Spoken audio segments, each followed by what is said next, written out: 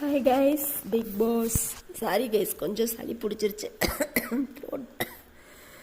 So இப்போ ஒரு incident நடந்திருக்குது. சௌந்தர்யாவுக்கும் அருணுக்கும் ஏதோ பிரச்சனையாட்டிருக்குது.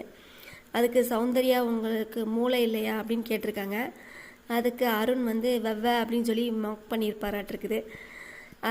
அப்போ ரயானும் முத்துக்குமரனும் வந்து யோ நீ சொல்லிடுறையா, நான் நீ தாயா ப்ரோவோக்கே பண்ணுற அப்படின்ற மாதிரி கரெக்டாக வச்சு செய்கிறாங்க. ஆனால் இன்றைக்கி என்னமோன்னு தெரில, அருண் யார் முகத்தில் முடிச்சான்னு தெரியல.